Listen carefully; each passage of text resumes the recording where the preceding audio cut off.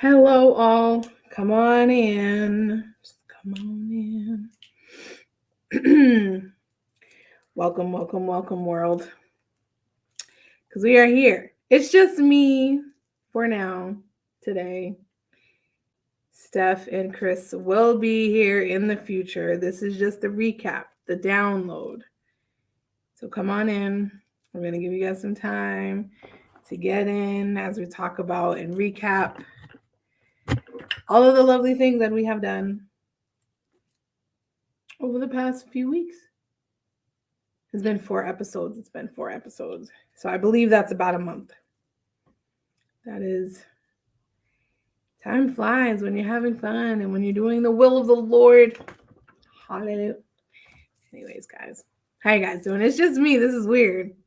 I haven't done just the me thing in a while. But again, shout out to my co-hosts, my co-laborers, Christopher Melville and Stephanie Jones. But nonetheless, we are here. Me, hi. Just me, I guess. How's everyone doing? This is interesting. Very, very interesting. So come on in. And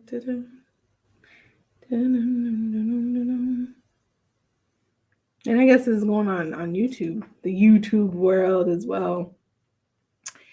No pressure at all. And I just came out of Bible study myself, so we're going to do this. We're going to be great. And then we're going to exit out. I keep saying we because I'm so used to being with other people. I am so not used to doing this myself. But it's okay because we're just going to do this recap, get out the way. And I won't be before you long. Again, I almost said we again. This is great. Yes. I'm just giving it another few seconds, and then I'm going to hop on in, get this thing going.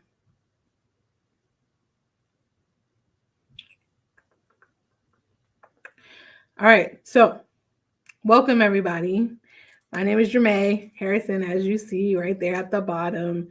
I am here to do a recap. It's called The Download. The Download is about the Let This Mind podcast that I'm doing with, like I said, my co-laborers, my friends, my homies.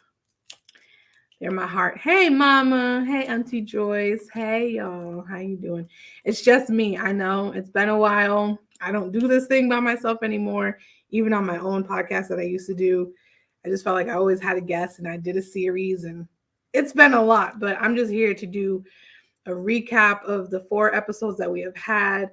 If there are any questions that you guys have, feel free to do this.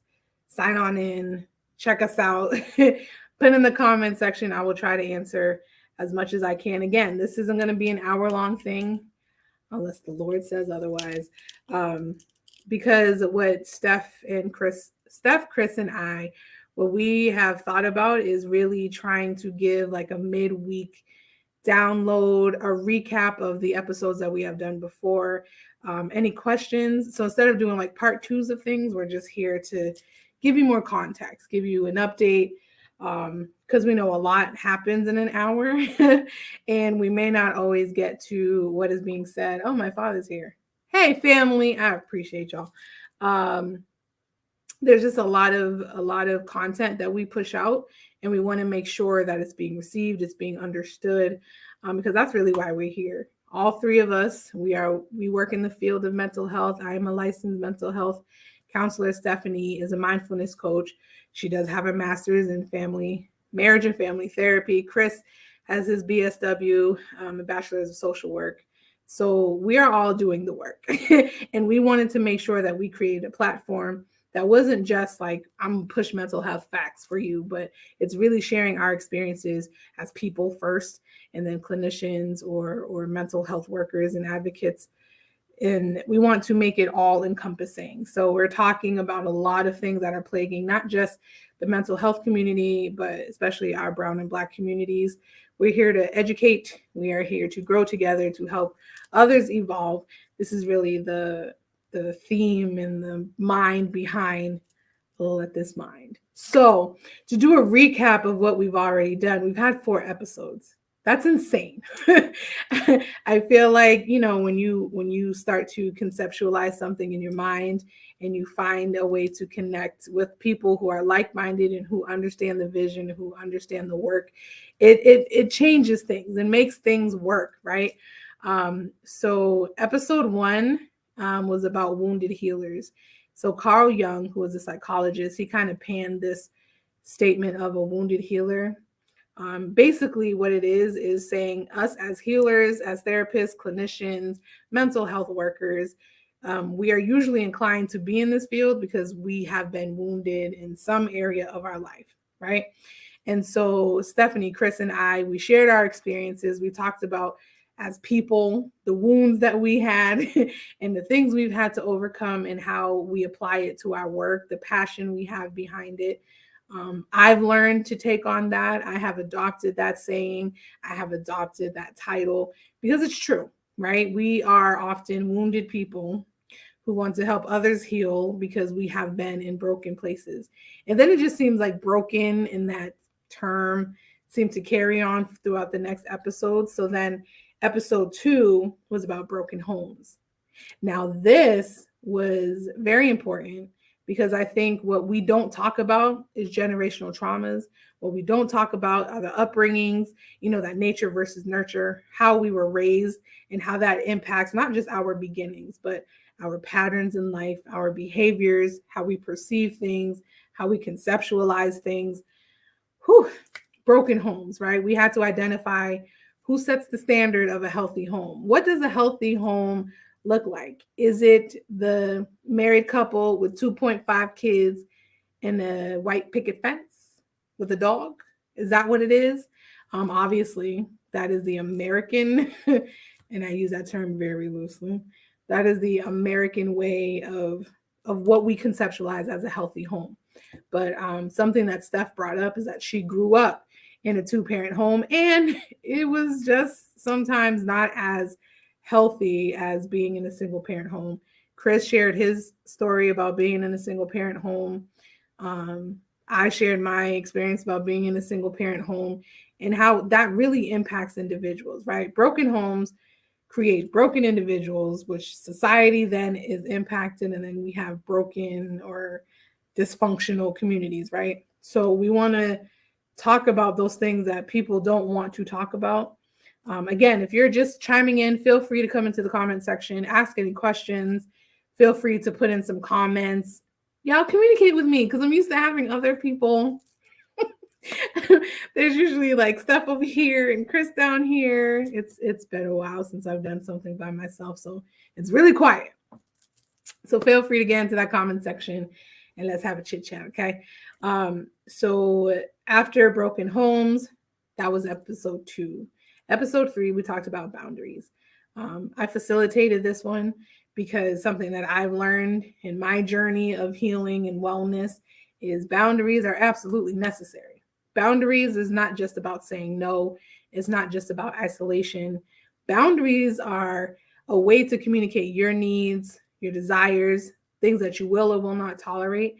It allows you to set that standard, not just to protect self, but to make sure that whoever's on the outside understands what you will and will not handle and what you will and will not tolerate. Without setting the boundaries, this is how people end up hurt. This is how people end up being abused, misused. Low self-esteem comes from the lack of boundaries, and people pleasing comes from lack of boundaries. Boundaries are important, people. I don't know if you watched the episode. Feel free to go back. I forgot to mention that. Feel free to go back on any episode that you have missed. It is on my page, which is a Fighting Chance Counseling Services. It is on my page as my personal page. It is on YouTube, Let This Mind Podcast. It is on Selah Mindset. I believe it's Ministries. That's Stephanie, aka Lilac. That's her page. It is also on Chris's page. Feel free to chime in onto any of those pages. We're all over the place. Feel free to chime in on any of those because we really want to make sure that we are being effective and we are reaching people and that people understand what mental health struggles look like and how to overcome them. We have those hard conversations. I am one who likes to always have that difficult conversation that people don't want to talk about because it has to be said. Brown and Black communities are struggling because nobody wants to talk. So, as brown and Black individuals, we have decided to come forth and say, like, hey, no, this is a problem. Like broken homes, we talked about generational trauma. It's a thing. People, please understand. If Nana and them did it, if Mama and Dad did it, we're probably gonna do it. Pookie and them done did it. Like everyone, that's not perfect English, but you know what I'm saying. Everyone has suffered some form of trauma, most likely. We're not going to say everyone has, definitely, but most likely someone comes from a place of trauma and nobody likes to talk about it. We like to sweep it under the rug. And even when we're tripping over that rug and all of the pain that exists under that rug, we choose to ignore it. And then we're living lives of being contaminated. We're contaminating other people, mentally, emotionally, sometimes even spiritually. We're breaking people because we are broken. Unhealed people cause a lot of pain in other people, and we don't know how to correct it because we just carry it, right? We just assume it is what it is. This is just life. Everyone in my family has the same issue, so why break it, right? We definitely need to break the cycle. People, please understand, if you don't understand anything else about the work that Steph, Chris, and I are doing, we are trying to break cycles, because if we don't break them, we will continue them, and there will be generation after generation after generation of broken, unhealed people. Oh, thank you, Auntie Joyce, coming through in the comment section. Sometimes it's hard to break the family chain. It definitely is. It definitely is. But just remember, every link matters, right? I think we grow up in families where we think I'm irrelevant and I'm the invisible one. You play a part, right? When we were talking about broken homes, we were talking about how everyone has a role. Every person in the family has a role, whether you are the scapegoat, which is the one who takes all of the blame, the one who takes and carries all of the problems, whether you are the drama setter, whether or a fire starter, regardless of what your role is, you play a role in the dysfunction. And like Auntie Joyce said, it's very hard to snap out of that stuff because you just know to do, right? Like I share this story all the time where there was this young girl at a Thanksgiving dinner, and she's in the kitchen with her mom, and she sees that her mom cuts off both sides of the ham, and she's like, Mom, why do you cut it off? And she's like, I don't know, because your grandmother did it. She was like, Nana, why do you cut off the ends of the ham? She's like, I don't know, because my mother did it. She goes, Mima, why do you cut off the ends of the ham? She's like, because we didn't have pots big enough. And it's a silly story, but the moral of it is that we just continue to do things. First of all, probably because nobody acts. We have generations in Black and brown communities, but in a lot of other places, we're not just singling out the brown and Black communities, but this is our experience. So this is what we know, right? People just continue to do things because we're conditioned not to ask questions. I know when I was growing up, it was like, be seen, not heard. And I was like, okay, I can do that. I'm okay with blending. But I had so many questions. I am one who is quite the inquisitive person. I have questions for days. So when I couldn't ask questions, I'm left with trying to figure it out. I know Carrie. Hey, Carrie. Love you, girl. It's very hard. It's very hard to be seen and not heard because you have so many questions. Like, and because we're conditioned never to ask, we end up carrying that outside of the home. We're always silent. Well, maybe one or two responses come from that. We're either silent everywhere else we go, and that leads to people pleasing, that leads to being stepped on if you don't have those boundaries, or you become so loud and you're expressive and you say any and everything that comes to your mind. Just remember, anything you do in access usually becomes toxic, right? Even the healthy things. If you like going to the gym, that's great. That's cool. If you're going like all the time and you're very obsessed with it and you're like, oh my God, is that a little bit of fat? Is my arm flabbing? Ugh. Then it's creeping into that territory of being unhealthy. But I digress. So breaking the chain in dysfunctional family systems, it is difficult. But again, this is why you have clinicians. Hello, I am one of them. When you have clinicians, you have people who are professionals to help guide you through this. This is why therapy is important. A lot of people hate therapy, which is also why we're here. We are here to debunk those stigmas and narratives that people create. Therapy does not make you crazy. Okay? It doesn't. Therapy is not a sign of weakness. Therapy is not something that you only go to when your life is crumbling before you. Do not wait. And please hear this. I'm going to say this public service announcement. Please do not wait until your world is hanging on by the seams of thread to get yourself into counseling. If anything is changing, if you just find yourself not being able to keep up with life and to keep up with all of the changes, and you're just feeling like I'm detached, you're feeling broken, you're feeling confused, you're feeling lost, you're feeling overwhelmed, that is a good time to say, let me go to psychologytoday.com and find me a clinician, or, wherever you want to go. Life coaches are great. Other coaches are great. They're definitely a part of the team too. We tag them in, we group them in. But some coaches, they don't go too far back. They're not trained in past traumas and all that other stuff. They're really trained in how to manage today to improve tomorrow. Where therapy is, let's make sense of yesterday so that we can figure out where we are today, so that we can make sure that we get to tomorrow and as healthy and strong and evolved as possible. Okay, so I said all that. Let's get back to the episodes. Unless you have other comments. I know I'm talking fast. Maybe I should slow down. But I'm just trying to make sure I get through everything that we talked about. Boundaries. That was episode 3. Boundaries are absolutely important. Some people don't have them, which leads to episode 4, where we talked about broken individual, broken relationships. We did this on Monday. This episode was powerful.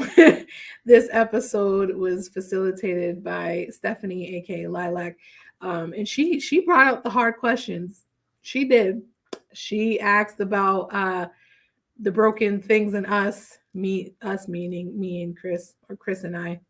English, yeah.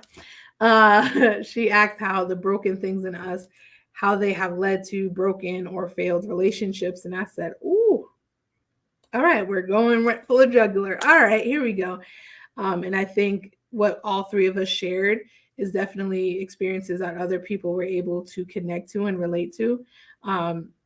When you are a broken individual, we have to work on self. And so what we were trying to highlight is, how did we get broken? Because you don't just come out the womb broken, right? There are situations, there are experiences, there are traumas, there are things that break us. And if we don't know what is broken, we won't know how to fix it. So we're just leaking and breaking. Stephanie brought up a beautiful point about, if you break a bone in your body and you don't tend to it, because the body is conditioned to heal, right? It's not going to heal properly. Like you see fingers that are like this. I know a lot of men who played football and their pinkies are always like distorted and like poked up and things because of constantly like ramming their hands into helmets and the floor and stuff like that. And if it's not put in a sling and it's not positioned correctly for it to form and to heal in the right place, it looks deformed. And I feel like we have a lot of disjointed, disformed, emotionally, mentally, sometimes spiritually people, right? People who walk around broken, but they think it's healed because like, oh, I still function, so that means I'm good. It's like, or sorry to break it to you, there's something there. And because there's something there, that indicates that something has to be worked on, something has to be healed. The problem is, especially again in the brown and Black communities, we are not given the space to just do a self-check-in, because we have to tend to the kids and we got to tend to the dog and then we got to tend to work. And then some of us are in leadership positions. Some of us have to go to church, and then the church itself. Steph and I talk a lot about church things because we are both ministers. We are both, a part of ministries in our respective places of worship. But the church is a place where mental health isn't talked about. It's not talked about because, people are like, well, all I need is Jesus, and Jesus is my therapist. I'm like, hey, I agree. Jesus definitely is my therapist. The good Lord above has carried Jermaine through life storms. You hear me? I completely understand. But I do not think that God wastes a thing. So I don't think that he would put a profession like mental health and do faith-based counselors just for the sake of it. I do strongly believe that Jesus plus therapy works. This isn't saying that clinicians are taking over the role of Jesus Christ. Okay. What I do as a faith-based counselor is I'm going to bring in Jesus. You may not know I'm talking about Jesus. You may not know that I am quoting scripture to you, but what you do know is that something that I said is going to work. Why? Because I bring Jesus into the sessions. How do I do that, you ask? Thanks for asking. I say, if I'm in the business of soul work, like I do soul work, right? Books, Carl Jung and Freud and Erickson and Pandora and all of those lovely clinicians, they don't teach you soul work. But who better to heal the soul than the one that created it? So this is why I bring Jesus into the work, because there are sometimes I'm sitting in counseling sessions and I said, ooh, Lord, I don't have an answer for that. So can you help a sister out? And often God will God will download what I need to say to that person. Truth be told, sometimes God says something in those sessions that are meant for the both of us.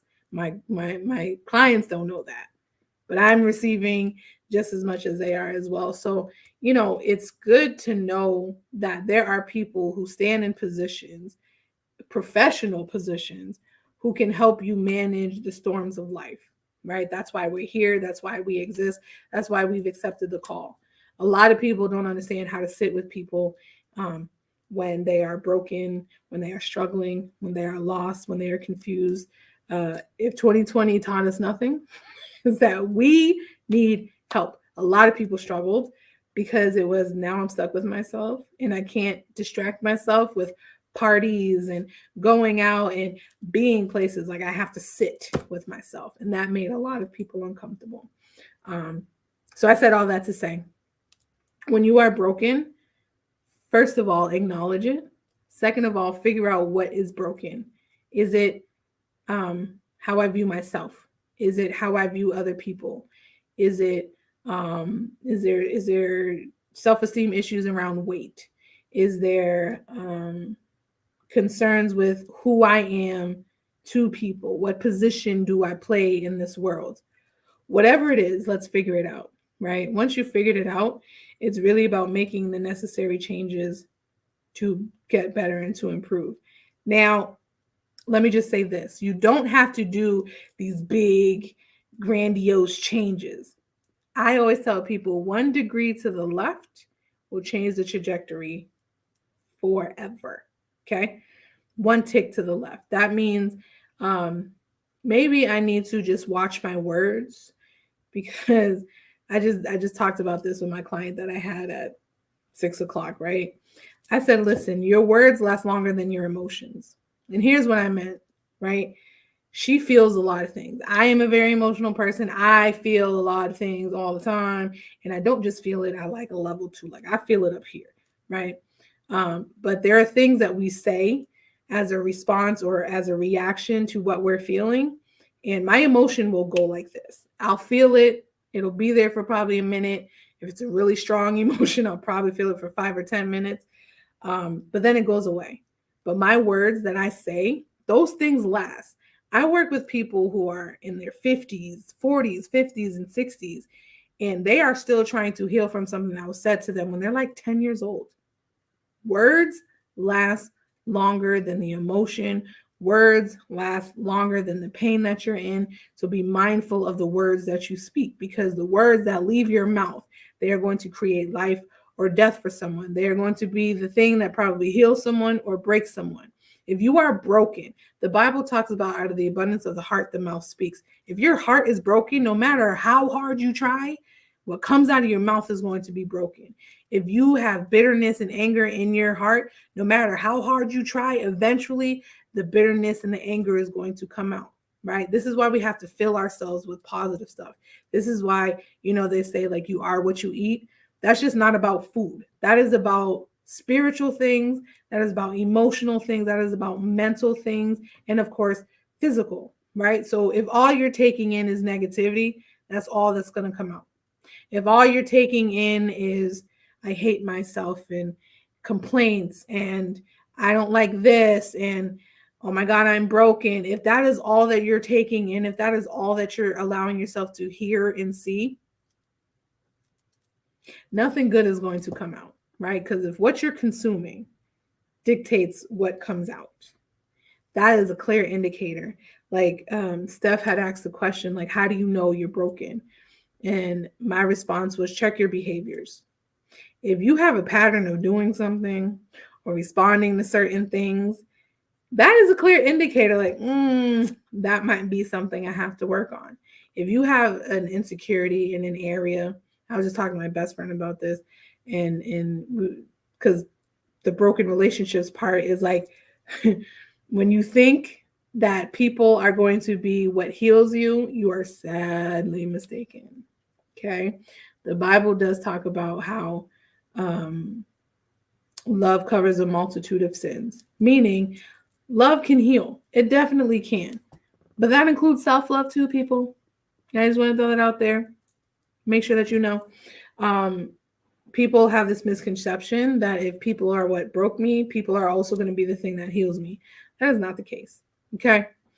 Unless that person is Jesus himself and you, we're not going to get apologies from the people that hurt us. We're not going to get, I'm sorry. We're not going to get the, I shouldn't have done that. I was in an unhealthy place and I'm sorry that my behavior broke you or whatever, right? That's not how that works.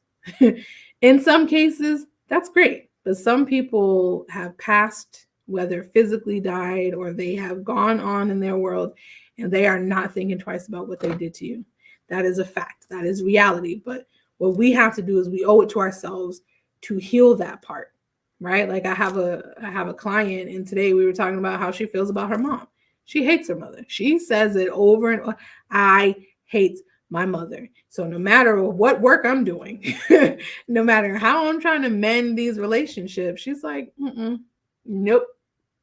And her mother can breathe the wrong way. And she's like, I hate you. No. She hates everything she does. I was like, well, Miss Ma'am, we got to work on that because we don't want you to turn your resentment towards your mother to resentment of authority, because that's what it turns into. I might hate my mother, but my mother represents authority. So what was once my mother is now teachers, is now any adult that works at a store, is now policemen, firemen, your boss, supervisors. We don't believe that it's all connected, but it is. So that was episode 4. And then next week, we're going to talk about, I don't know when we're going to do it next week. Monday is a holiday. We might still be here. I don't know. But episode 5 is Black Excellence. This will be led by Chris.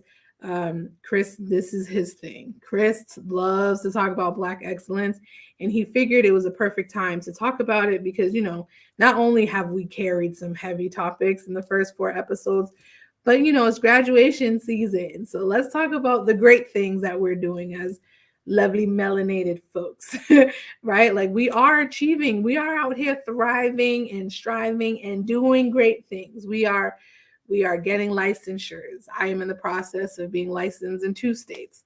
Hallelujah. Thank the Lord. Steph is in the process of getting her doctorate. Chris is elevating himself by doing amazing things as a Black man, as a father, as a graduate, he is elevating himself constantly. So, and it's not just about us, but we're talking about ourselves because that's what we know. My pastor says if you talk about yourself, it's safe. Because if I talk about other people, someone might get offended or not like what I have to say, whatever. So yes, feel free to tune in next week as we talk about Black excellence, because we are out here doing great things, and we do have some great stories to work off of. If not, how would we be able to do the things that we do? So this was just day one of a download. Again, today was just my face, and this was weird. It was very quiet. I'm used to having people around, but this was fun. I miss doing stuff like this. I just like talking to y'all and giving y'all some lovely points of inspiration. Hopefully you were empowered by something that was said. Again, so if you have questions, feel free to message me, to message Chris, to message Steph, or on A Fighting Chance, Selah Mindset Ministries. Wherever you see us, wherever you see my face, Steph's face, or Chris's face, feel free to message us so that we can make sure that we are speaking on topics that are truly impactful to our community, because we're here to help people do the work. We're here to discuss those things that people don't want to. Maybe there's some topics that you haven't heard, but that you want to hear, right? Of course, there's so many more episodes to come. We're only at episode 4. We have a whole lot of ideas between the three of us. God is good, and I'm so humbled to be a part of the Let This Mind podcast. Working with Steph is amazing. Working with Chris is amazing. But working with both of them, mind blown. But when God makes connections, he makes those connections. You hear me? And you do your best to operate in the gifts. You do your best to answer the call, and you do your best to push forward. So again, thank you guys for watching this, whether you're watching this live on rebroadcast, whether you just chiming in for 7 minutes. That's okay too. As long as in those 7 minutes you are uplifted and empowered, and you feel like something that was said pricked your heart and your mind and said, ooh, let me change, then I consider it a job well done on our behalf. So again, thank you guys for joining in on the download. This may be a weekly thing. I'm not going to say whether it is or whether it isn't, because again, we're a team. So I can't speak for the team yet. Just know that we love the work that we do. We are passionate about the work that we do. We definitely are passionate about helping others find the broken places and find the areas that need to be worked on, and definitely doing what we can to make sure that people are thriving and succeeding and being healed and being well, because we cannot do this alone, people. We were not created to be little islands and to do this alone. Okay? We were created to do this as a team, as a village, as a tribe, if you will. So don't suffer in silence. Don't think you have to do this alone. Put the pride aside. Swallow that pride and put it aside. The Bible talks about the destruction that comes after pride. Stop self-destructing because you were too prideful to ask for help. Reach out to those people that you feel like, I need to make amends with these people. Make sure you check in with yourself daily. Do self-check-ins daily. Say, like, where am I at? Am I okay? I ask myself that probably 3 or 4 times a day. I'm like, Jermaine, how you feeling? You all right? You good? Is there something we need to say? Something we need to talk about? Do we need to get on the knees and talk to the Lord? Do we need to call, one of your friends? What's what? So be encouraged, be mindful, be well. And I hope to see you guys next week. Again, feel free to share this with whoever you need to share this with. Feel free to go back on the episodes that you may have missed. I appreciate you guys. And this I can say on behalf of the Let This Mind podcast and everyone involved. We are so thankful for everyone who comes in, everyone who shares, everyone in the comment section who talks about something. Anyone, you may never, ever let us know how this podcast or these lives are impacting you, but we are trusting God that something is working, and we're believing that even if we never hear it, even if we never get to see it, that God is doing things through us to help other people. But I digress. I hope to see you guys later. I hope that you were blessed today after hearing me talk. I miss my friends. I do. I miss having Chris here. I miss having stuff. But we will be back. Thank you guys for coming, and I hope to see you later. Bye.